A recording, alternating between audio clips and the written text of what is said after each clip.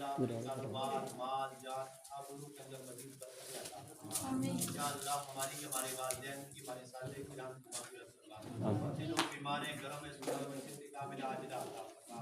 या अल्लाह ऐ औलाद है नेक सालिह औलाद गरीब अता फरमा।